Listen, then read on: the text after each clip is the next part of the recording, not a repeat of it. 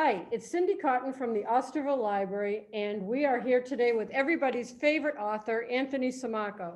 And he is here to talk about his latest book, Thanksgiving Traditions in Boston. So, Anthony, I'm going to turn the show over to you, welcome you first of all, and turn the show over to you. So thank you for being here today. Well, thank you for having me, Cindy. It's a lot of fun whenever I come to the Osterville Village Library. I think in a lot of ways, this is more than just a library. It's a place that's a resource in the community. But I write these books in a way that makes all of us feel a part of local history. This is one of the 4 segments of history that I'm writing. Last year, I did Christmas traditions in Boston, and this year came out Thanksgiving traditions in Boston. I recently completed Easter traditions in Boston, which will be out for Easter of 2021. And I'm starting Valentine's Day traditions this week, which will be out for Valentine's Day 2022. But these are books that are shared memories, and each of us have come from different families that actually meld in some ways to create a thriving nexus of cultures. Our families have introduced, in some ways, not just our culture and ethnicity and race in many instances, but also our food. So that Thanksgiving has become something that's not just a way of getting together as a family and friends, but it's also to share the things that we've known through our parents and grandparents. This book, which is published by Fonthill in London, creates in photographs that are primarily in color, not only a wonderful melange from the 1621 Thanksgiving at Plymouth Plantation, but throughout the 21st century. And seen here on the cover, we see not only the fact that they were blessing their meal, which was in November of 1621, but it was something that was actually to create not only the pilgrim culture, but in some ways to actually create something that has become one of the most endearing holidays. But Thanksgiving is something in some ways that we meet on an annual basis. And in some ways, it should actually be the fact that the mother of the American Thanksgiving was Sarah Hale.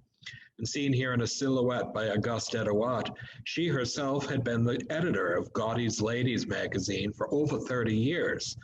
But she was also an advocate for creating a national holiday for Thanksgiving.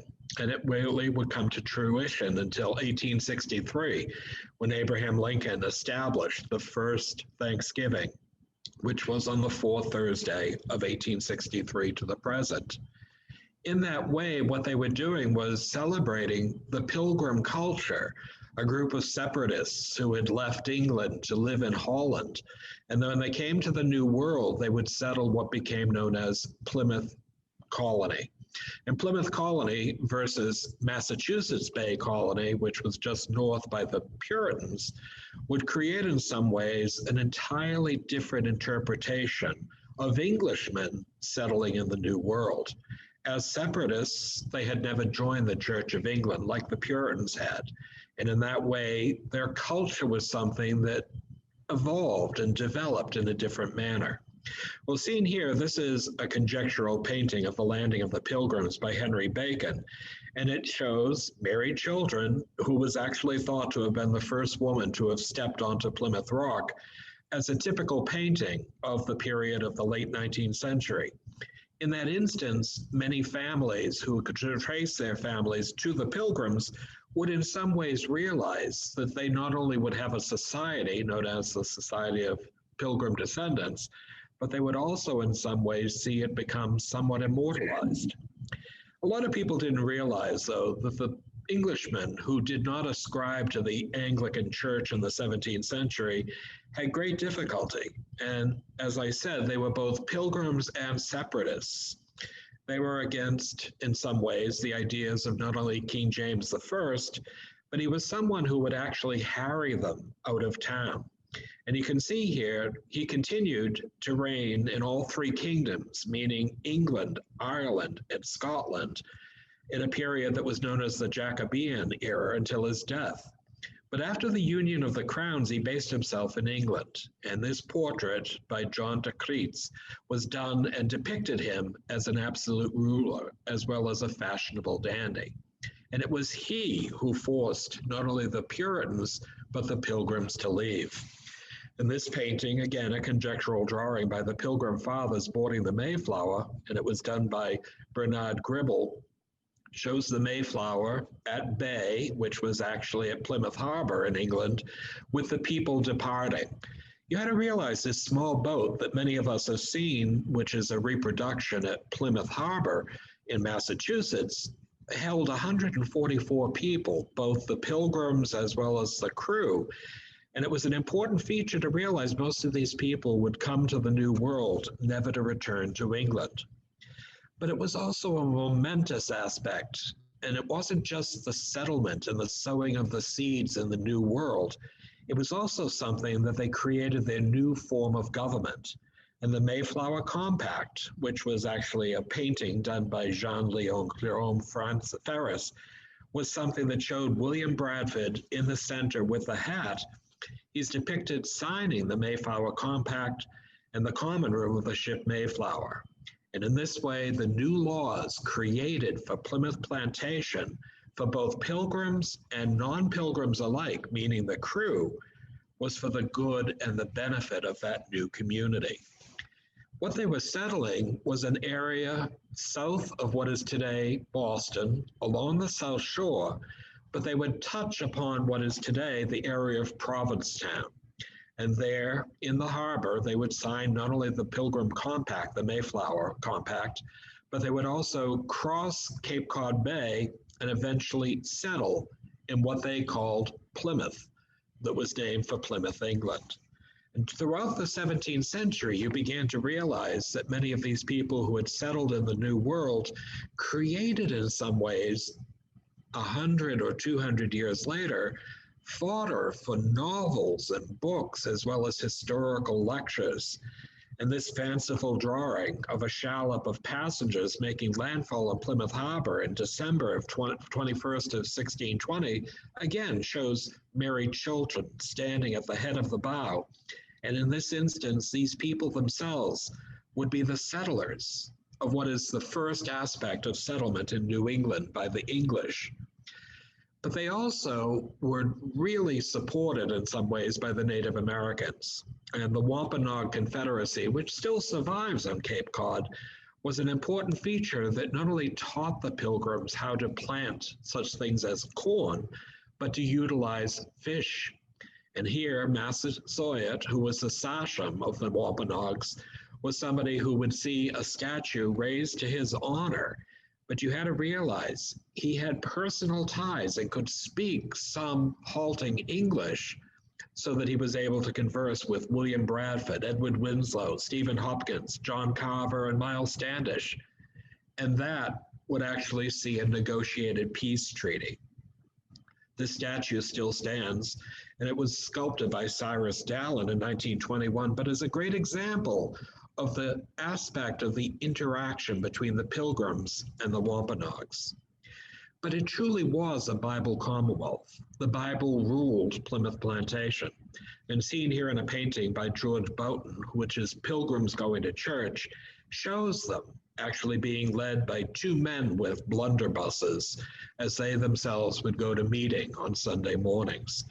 This was something that immortalized the Pilgrims themselves, as did this painting, which was on the cover of the book, The First Thanksgiving by Broncombe.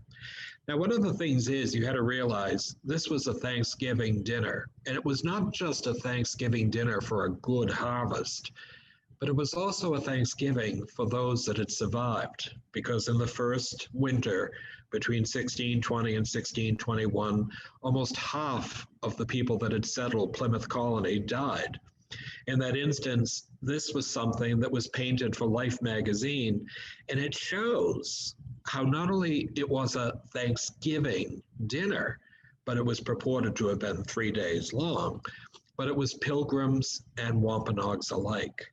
This wonderful concept was something that would be translated in the 20th century, thanks to Henry Hornblower II, into something that today we know as Plymouth Plantation. Hornblower, whose family's wealth derived from Hornblower and Weeks, a major, not only Boston, but nationwide stockhouse, was something that would actually be built on his grandmother's estate in Plymouth. He recreated in some ways not only the first house that still stands, but it was also something that would have a meeting house and eventually evolve into a town or village.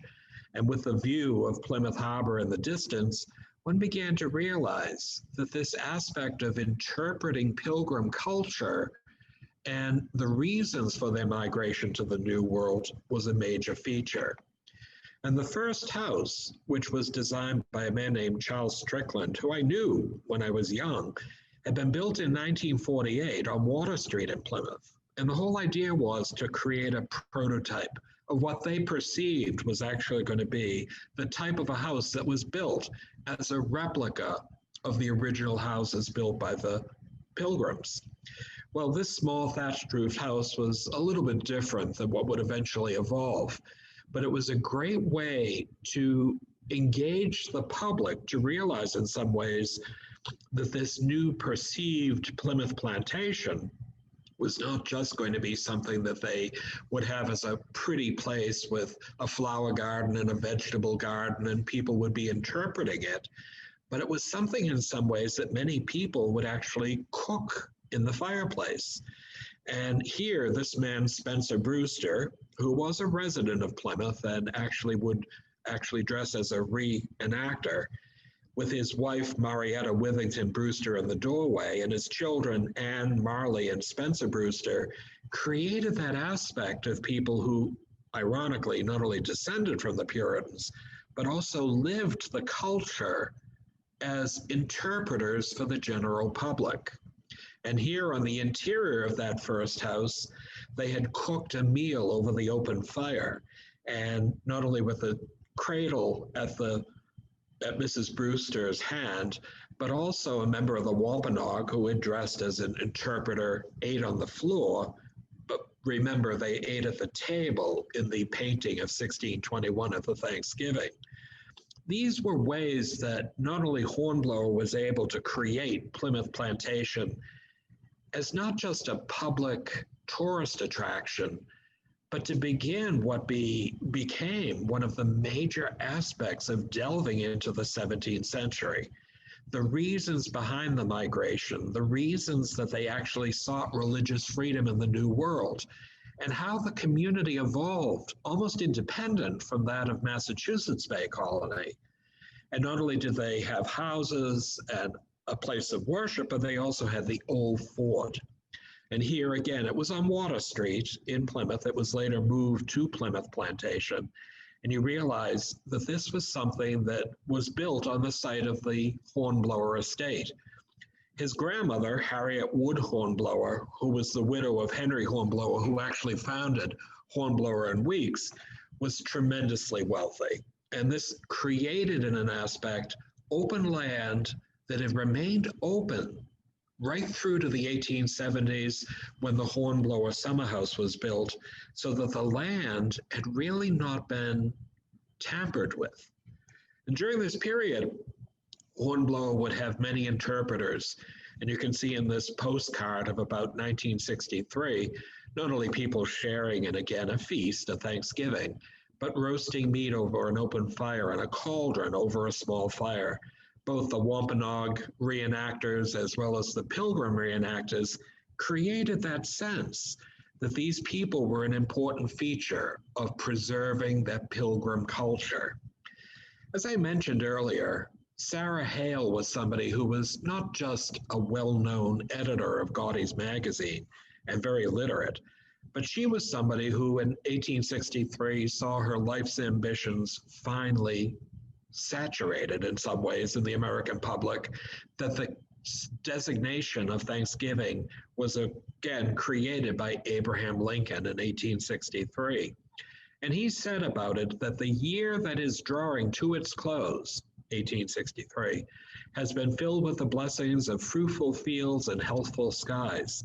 And to these bounties, which are so constantly enjoyed that we are prone to forget the source from which they come, others have been added which are so extraordinary in nature that they cannot fail to penetrate and soften even the heart, which is habitually insensitive to the ever-watchful presence of Almighty God.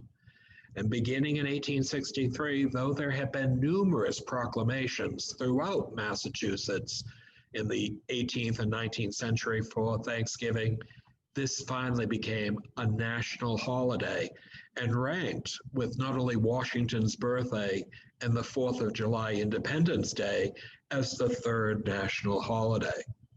Well, in that way, Sarah Hale herself was not only pleased, I'm sure, but she became something of a celebrity in the United States. As I said, the power of the written word that she used to the best possible advantage was something that through the Gaudie's Ladies book was something that was read throughout the United States and often extolled. And she wrote articles in the journal on the importance of having created a national holiday. And she said that Thanksgiving would hopefully unite one great family republic. And it did come to fruition during her lifetime. But there were many people during the 19th century that would write about the Pilgrim culture, and one was Henry Wadsworth Longfellow. Longfellow was not just a poet and a writer, but he was well known as an educator at both Bowdoin and Harvard. And during that period, he had written a book, The Courtship of Miles Standish, and other poems. It was published in 1858 and was a bestseller at the time. But what he did was to put a face in words on Miles Standish. Who was he? And of course, we knew of the triangle love connection between he and Priscilla and John Alden. But the idea was that Henry Wadsworth Longfellow was somebody who wrote about it, as did Lydia Maria Child.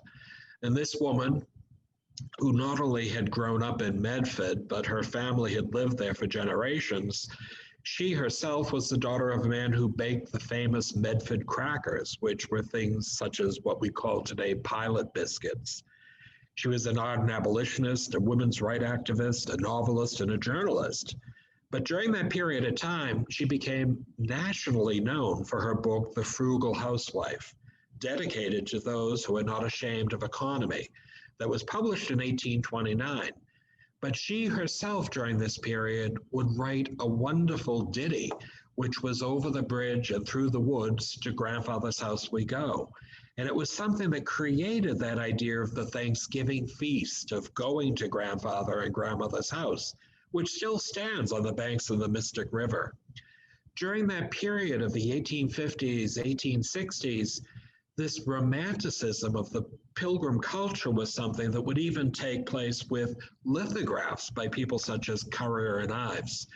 Home to Thanksgiving, as you can see here, was a nostalgic look at the old homestead that one would return to at Thanksgiving to break bread and share turkey and pumpkin pie with family and friends. But you had to realize that this was a changing United States. And with the industrialization of the United States beginning in the 1820s and 30s, by the mid-century, not only was the population increasing by matriculation, but also by immigration, that of course Pilgrim culture could be lost. In that period of the Civil War of the mid-19th century, many wonderful illustrated newspapers, and this is Harper's Weekly, would publish these wonderful lithographs. And this is from November of 1858, Thanksgiving Day, arrival at the old home. And the family actually jumps from their coachman-driven carriage to greet her father and mother. And her husband with her children would come home for a wonderful memory of Christmas past, as well as Thanksgiving past, and share the food, libation, and camaraderie of family and friends. But during that period, many people had realized that one of the birds that had actually been proffered as our national symbol was not just the eagle, which it did become, but also the turkey. And the turkey was something that Benjamin Franklin had actually considered, suggesting in some ways as the national bird.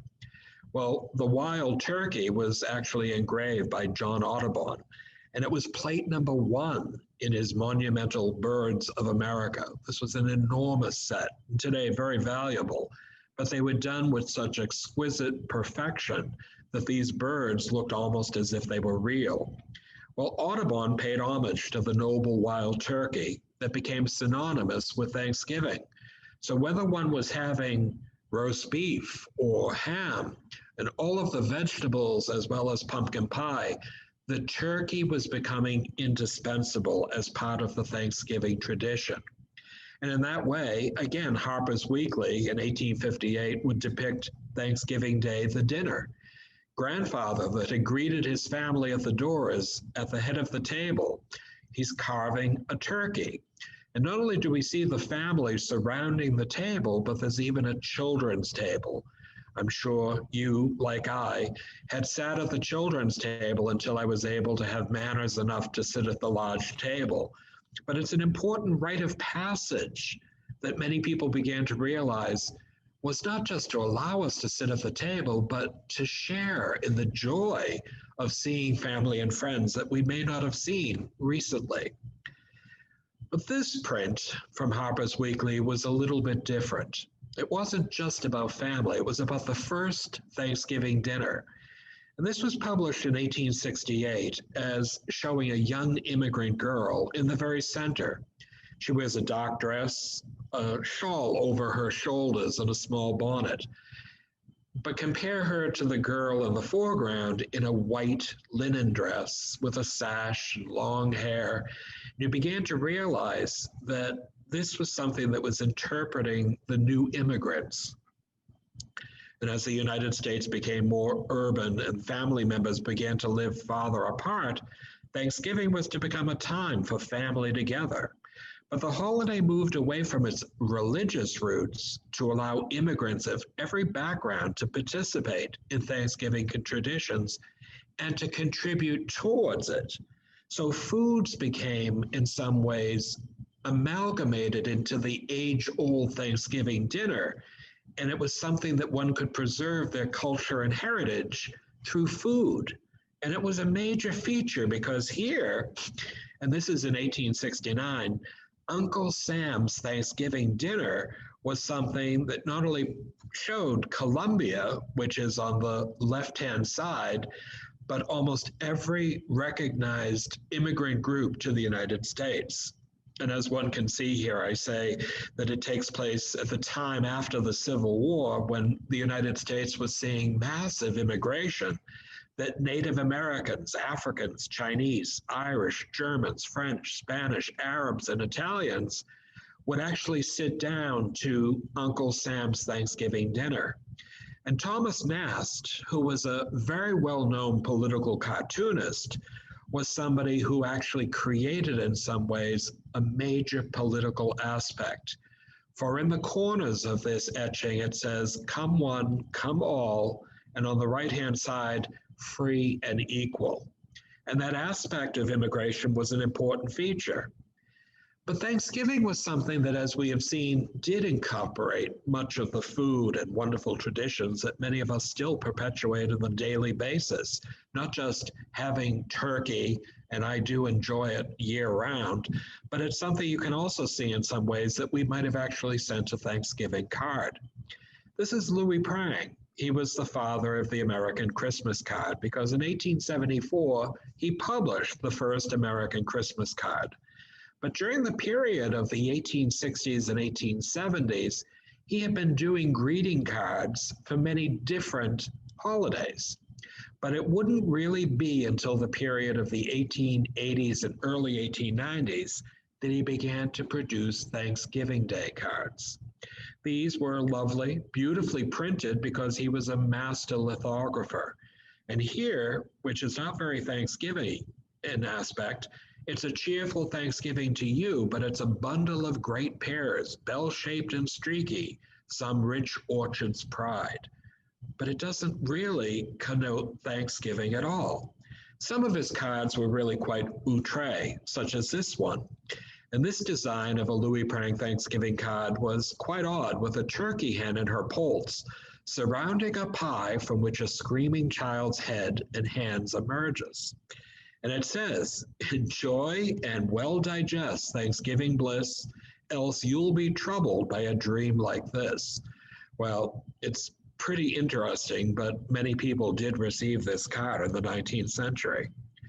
Other people, such as Joseph Leidendecker, who was a very well-known lithographer in the period of the early 20th century, would create these covers for many nationwide magazines.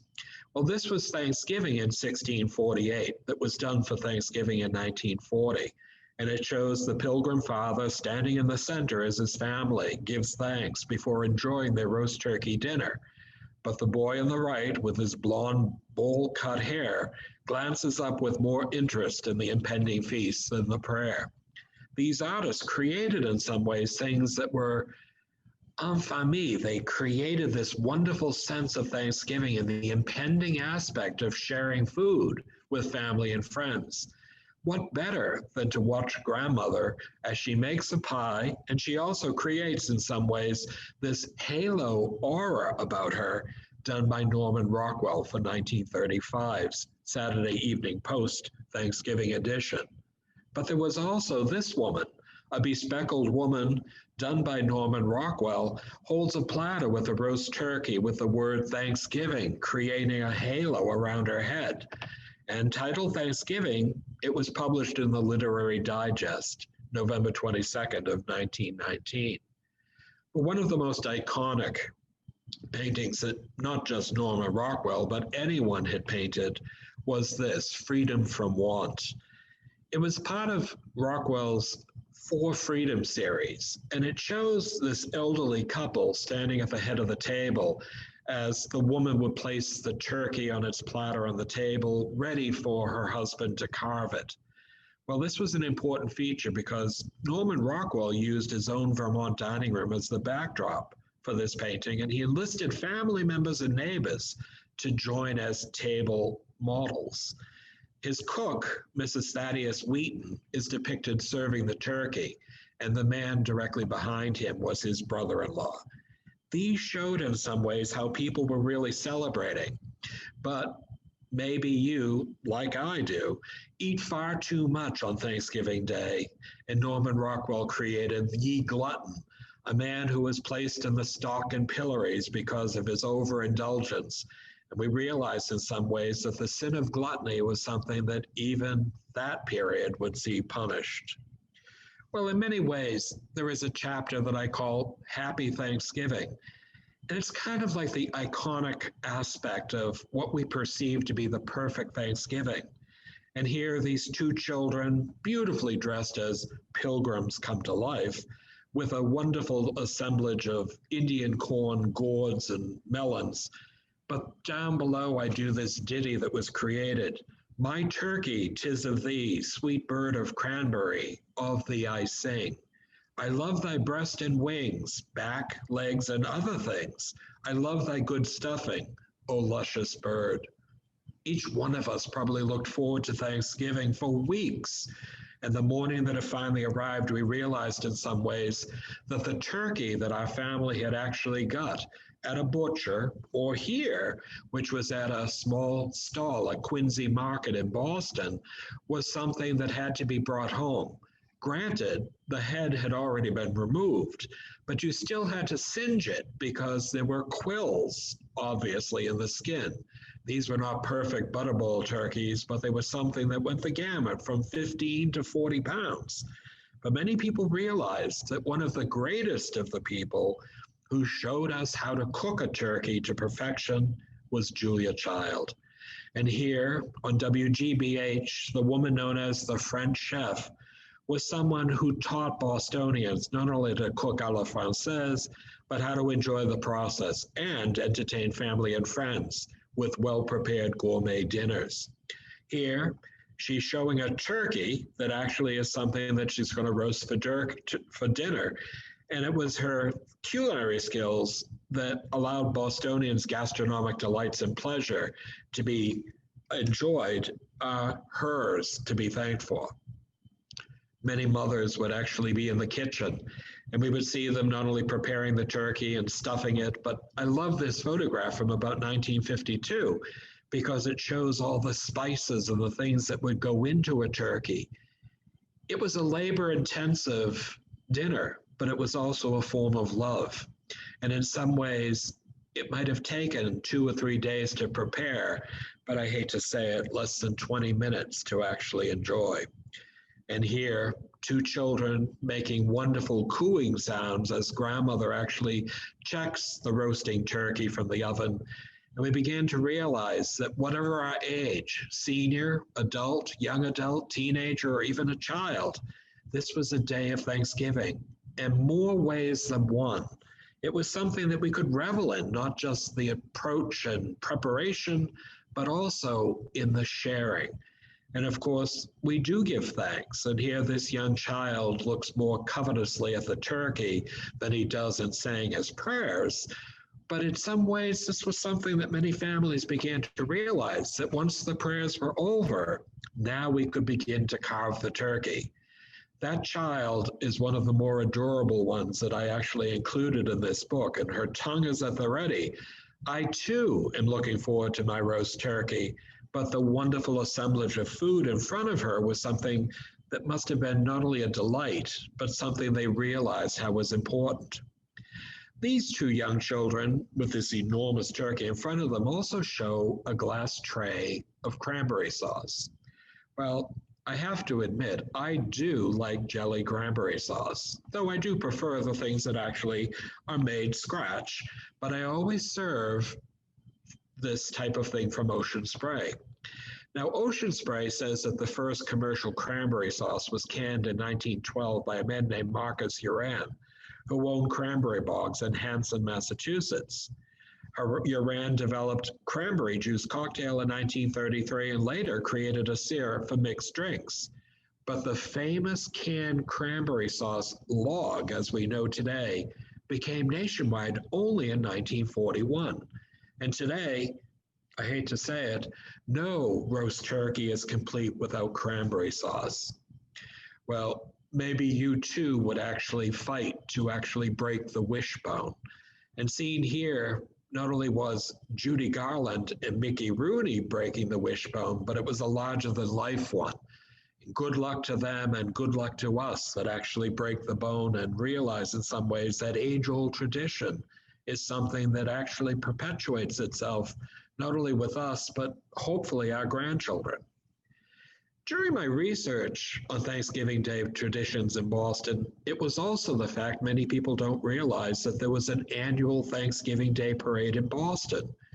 Between 1929 and 1943, the Mitten family of Jordan Marsh Department Store would sponsor a parade. It went from Kenmore Square along Beacon Street to the State House, where the reviewing stand was, and then down Park and Winter Street, where it would end at Jordan Marsh. Well, seen here, and this is 1939, it was actually the 2 acrobats balloon. Fortunately, the larger of the acrobats derriere is deflated.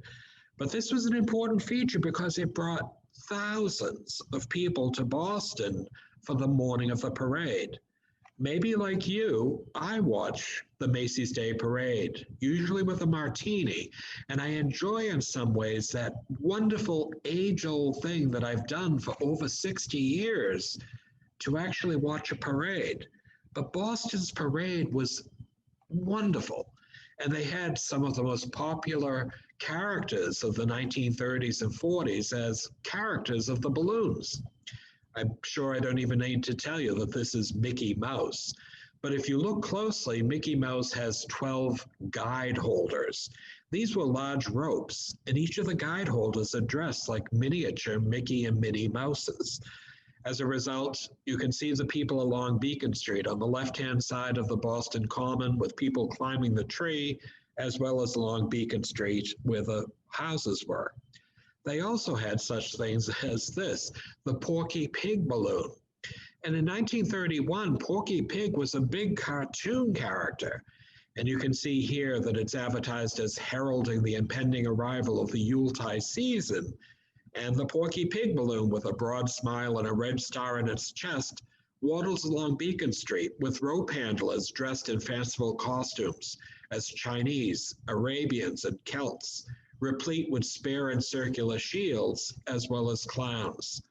Of course, you may remember Porky Pig and Looney Tunes beginning in 1935. These balloons were things that were incredible. Even the big bad wolf balloon, inspired Walt Disney's movie The Three Little Pigs, was actually to fly in the 1937 Thanksgiving Day Parade.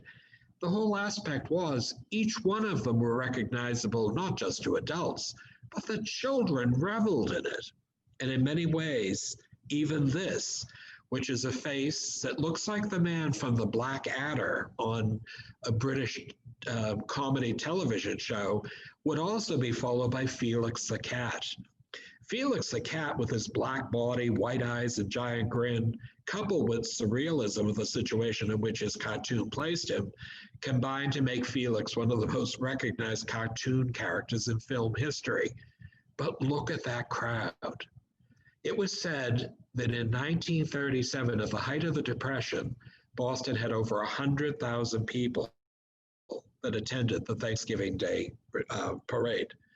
My very favorite, though, was the two-headed giant. And here it passes the Unitarian Universalist Association building at 25 Beacon Street. This was a balloon that had two heads that seemed to look in both directions at once, replete with pierced ears, head bandanas, and a spiked mace in the left hand. And this had flown in Macy's New York Thanksgiving Day Parade in 1936, and they had given it to Boston for Jordan Marsh's parade in 1937. Each of these things touched upon the wonderful aspects of not just Thanksgiving, but the sense of community and camaraderie, just like the monuments to our Pilgrim forefathers. Now, many of us have seen the Plymouth Rock, and we've gone to Plymouth and we've realized in some ways that it always seems to underimpress. It's smaller than we imagine it to be. But in the 19th century, J.H. Hammond Billings, a fairly well-known architect in Boston, actually created this baldacchino of granite above the Plymouth Rock. People would come by boat from Boston, and they would actually walk around Plymouth. In that instance, that baldacchino protected the rock that had been put back together. It had once been in two pieces and 1620 engraved on it. But during the early part of the 20th century, people felt it was not sufficiently impressive, and they decided in some ways to actually build a new one. But J.H. Hammond Billings was also somebody who would actually create what was the monument to the Pilgrim forefathers, which is in Plymouth. It was begun in 1859 and was an 83-foot high granite statue with four colossal 36-foot figures of faith, which held the Bible in one hand in the foreground and pointed towards the heavens with the other. Billings was an important sculptor and architect, but it was also the fact that these monuments to our Pilgrim forefathers would also include the Plymouth Monument, which was done at Provincetown. The Pilgrim Monument itself, which was designed by, of all people, Willard Sears, the same architect that designed Isabella Gardner's Fenway Court, was designed to emulate the Torre del Mangia and the Palazzo Pubblico in Siena. And this was something that not only commemorated the first landing of the Mayflower in 1620, but also in some ways attracted nationwide attendance. And here on August 20th of 1907, nationwide figures would come, including the president, Theodore Roosevelt, who would actually unveil the cornerstone in a Masonic ceremony.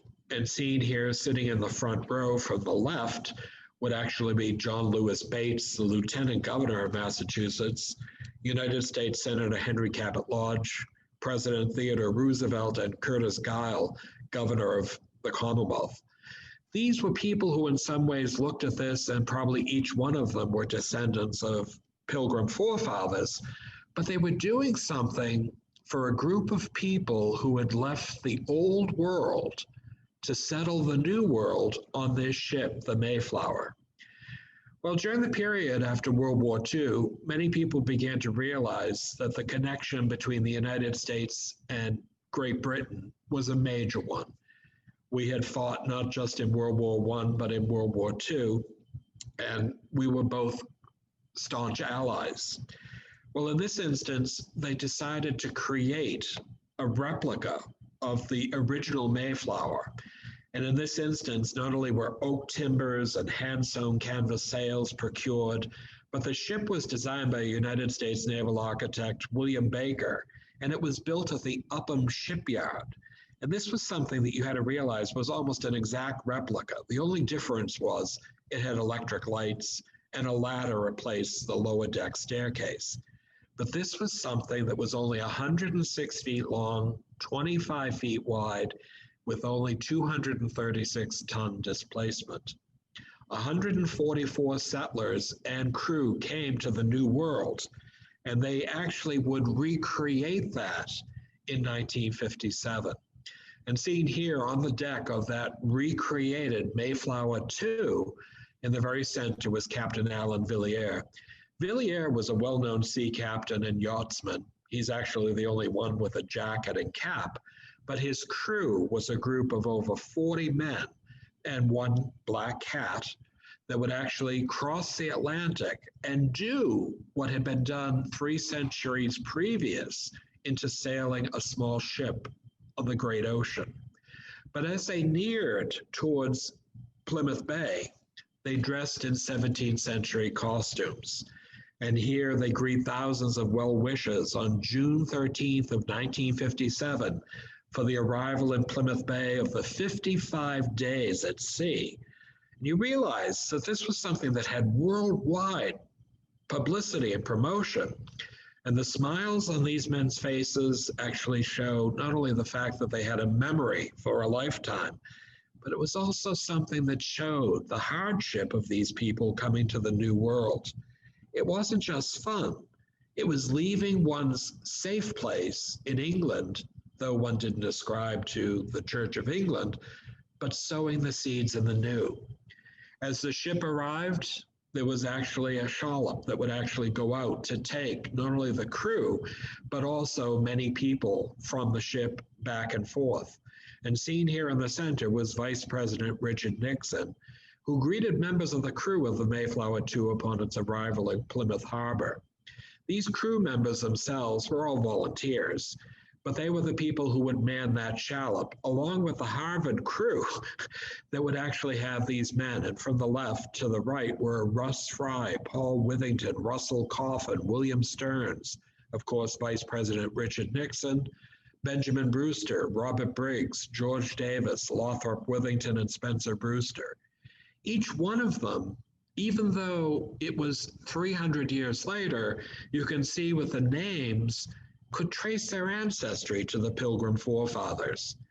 And of course, the man who created Plymouth Plantation, Henry Hornblower II on the left, would actually greet Warwick Charlton on the deck of the Mayflower II. And Warwick Charlton is best known as the promoter of the Project Mayflower and the construction of the Mayflower II as a commemoration of the wartime cooperation between the United Kingdom and the United States. So Henry Hornblower, the creator of Plymouth Plantation, and we see with Warwick Charlton, were two of the great promoters of the mid-20th century, the Mayflower II and Plymouth Plantation. We all give thanks. And we realize in some ways that our dinners that our community can share, and in some ways it wasn't just recently, but even earlier in the 20th century. And here, Richard Cardinal Cushing would host at Blimstrom's Village in South Boston an annual Thanksgiving Day dinner. It was actually given gratis by Stanley Blimstrom, and at least 500 senior citizens would come to enjoy Thanksgiving. Cardinal Cushing was actually quite a politically minded as well as ecumenical person. And he actually welcomed many people, not just to that dinner, but he would go out to the various places such as this, which was the Kennedy Memorial Hospital in Brighton, where he would bring a turkey, and if you can imagine, that's a raw turkey he's holding in his hands, that would actually be given to the hospital to be roasted for the children of the hospital. Most of these children themselves were actually handicapped and challenged. and they would live there for many years. And one of the great supporters in the very center was a woman by the name of Lutza Smith. She and her husband, Lou Smith, who owned the Rockingham Race Park in New Hampshire, supported the home and in many ways not only donated food and money, but tried to get various celebrities to come to speak and meet with the children. We also saw it as something with the Cotting School for the children. The unfortunate thing is this school, which had been founded in the late 19th century to educate children who were primarily physically handicapped, was known originally as the Industrial School for Crippled and Deformed Children. But it would later be changed in honor of Dr. Cotting, who was actually the school's manager for many, many years, this Cotting School, and today it's in Lexington, Massachusetts. But here in 1958, 3 of the children enjoy a turkey dinner. The one in the center seems awfully enraptured with that turkey leg. But these were things that made people realize it wasn't just shared by just family and friends, but many of these places, such as this, which was the Italian Home for Children in Jamaica Plain, many of these children living in a home run by the nuns was something that these children didn't have a home. This was their new home. This had been founded after the influenza epidemic of 1918 by people in the North End, including my grandfather and great-grandfather. And this was something that allowed many of these children to live a decent life. And through education and, of course, religion, they were usually graduated from high school and founded in some ways with a great bearing that would allow their lives to take a new step with education. But seen here, this is Edward Riley of Riley and Company, who would bring in 1959 dozens of turkeys to roast for the hundreds of children that lived in this wonderful building that is today known as the Italian Home for Children. Mayor Menino, mayor of Boston, would go to the Pine Street Inn, along with 3 of his grandchildren in the background, and he would not only carve the turkey and serve it, but create that aspect of giving back into the community and realizing the people at the Pine Street Inn not only sometimes were homeless, often had drug problems and often alcohol problems, but that they too are part of our community. And seen here, Sean Cardinal O'Malley again continues the tradition of Richard Cardinal Cushing. And we realize that many of these people not only share in the largesse and share in the delicious turkey dinner, but the adage of, for the grace of God, there go I, is something that crosses my mind and possibly yours. Well, the whole aspect of giving thanks included even these children. In 1959 at the Salvation Army Daycare Center, the children had actually made these little hats and had a turkey that they painted on construction paper attached to the front of their little band. They actually have a bowl of soup and a small turkey dinner. And they too gave thanks as we do on our Thanksgiving days. And we realize whether it's the Salvation Army, the Italian Home for Children, the Cotting School, or even the Kennedy Memorial Hospital, that the public schools and private schools throughout Massachusetts have many of the children who will share in a Thanksgiving celebration, not only wearing little pilgrim hats as both men and women, and little fronts of the mock collars of the pilgrims themselves. In this book, what I've tried to do is to show that Thanksgiving traditions in Boston are our shared memories, our parents' memories, our grandparents' memories. And what they do is to create this wonderful legacy that we give not only to our family and friends, but hopefully our children and grandchildren. This is a book in some ways, as I said, it's the second of a 4-part series. So with Christmas, Thanksgiving, Easter, and Valentine's Day traditions in Boston, we can realize in some ways that history is something that truly embraces each and every one of us, and that it's a wonderful tradition. And I wish you a happy Thanksgiving. Wow, Anthony, that was magnificent. I mean, you never cease to amaze me how you can do a whole presentation without a single note and never Wow. mess up a date or a name or anything. I think it's a fabulous. I just learned so much, especially about the Thanksgiving parade, and Yes. an interesting part of history. But it kind of brings home this year where Thanksgiving will probably be a little different, that giving back and helping those that where we can, whether it's donating cranberry sauce, maybe to a food pantry, or that somebody else may be able to have something, might form a new tradition for this year for people, because people may not be with their families or who they would prefer to share with. I agree. I think one of the things is in this pandemic, we have to realize 2020 is something that has changed all of our lives. I don't care who we are, our lives are impacted. But the idea is Thanksgiving is more than just a turkey meal. It is something that really our sense of community maybe will prompt some of us to not only recognize the Osterville Village Library as a place that we can come, not only for a smile, but a book, but also we'll remember the library in some ways with the wonderful lectures we've had at the library, and hope that they actually come back to us in the future when we're safe. Thanksgiving is an important holiday in my life. I always love it.